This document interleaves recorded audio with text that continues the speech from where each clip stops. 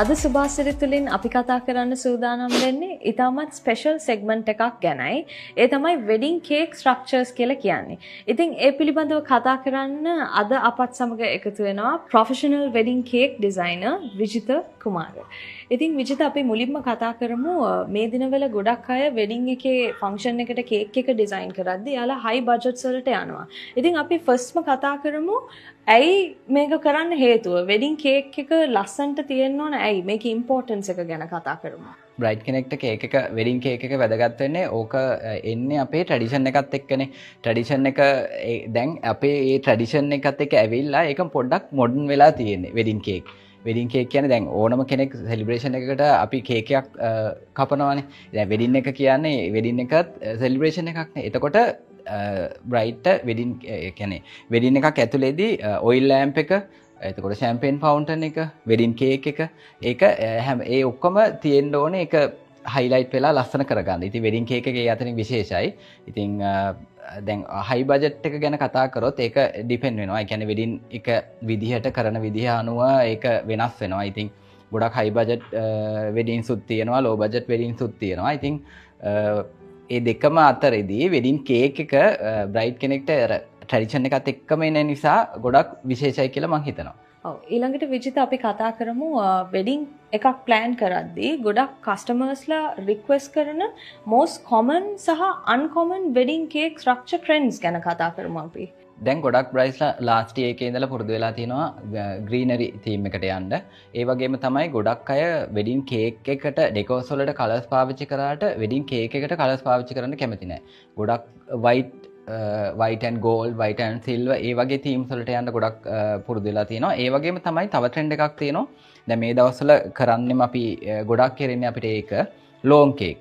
ඒ කියන්නේ ගොඩක් දිගට කේක් එක හදනවා. හදලා ඉවරලා ඒකට ස්ට්‍රෝබෙරි, බෙරිස් ඒ වගේ ඒවා ලයිව් එකේ ඒගොල්ලොම එතන ඉඳලා ඒ දෙන්නම දාලා ඒක ඩෙකෝ කරගන්නවා. ඉතින් මේ දවස්වල මම හිතන්නේ වැඩියෙන්ම යන්නේ ලෝන් කේක්. ඊළඟට විජිත දැන් ඔබ ඉස්සෙල්ලා කිව්වා වගේ වින්ටේජ් තීම් එකට අනුව ලයිව් කේක් එකක් ෆන්ක්ෂන් එකකට කපල් එකක් රික්වෙස්ට් කරොත් මොන වගේ කරුණු කාරණා ගැනද අවධානය යොමු කරන්න ඕන?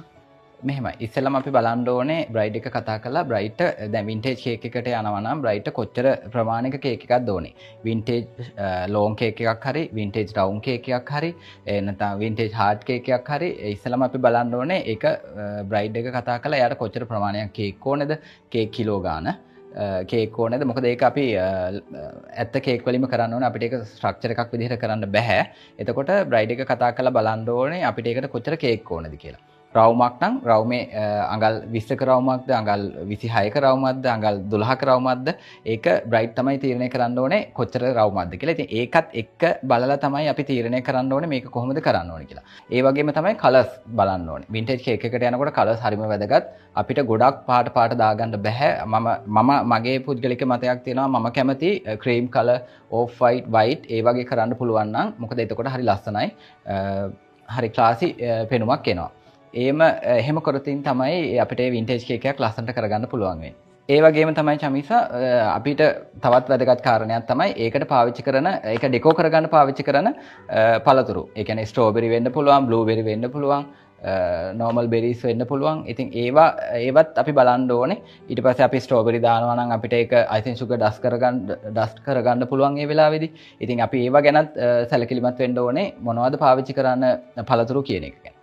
ඊළඟට විජිත අපි කතා කරමු ගොඩක් කපල්ස් තමන්ගේ වෙඩින් කන්සෙප්ට් එකට කලර්ස් සිලෙක්ට් කරාට පස්සේ එයාලා කොහොමද ඒ කලර්ස් තමන්ගේ වෙඩින් කේක් ස්ට්‍රක්චර් එකට මැච් කරගන්නේ?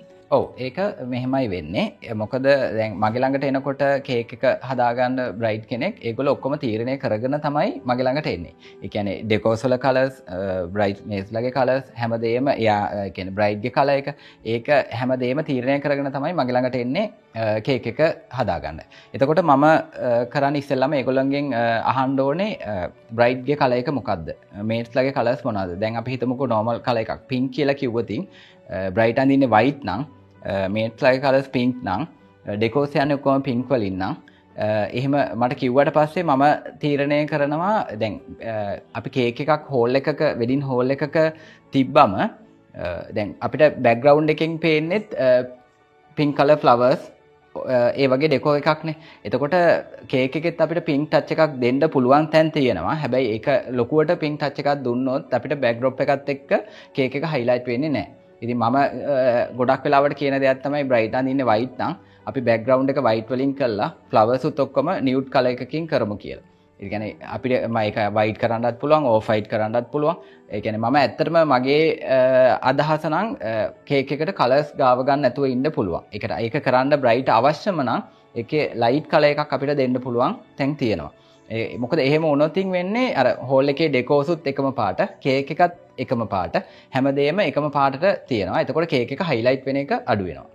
ඊළඟට විජිත අපි අවසාන වශයෙන් කතා කරමු මේ වගේ ලස්සන වෙඩින් කේක් ස්ට්‍රක්චර් එකක් තමන්ගේ වෙඩින් ෆන්ක්ෂන් එකට ඩිසයින් කර ගන්නවා නම් මොන වගේ ටයිම් ඩියුරේෂන් එකක්ද යන්නේ මේකට?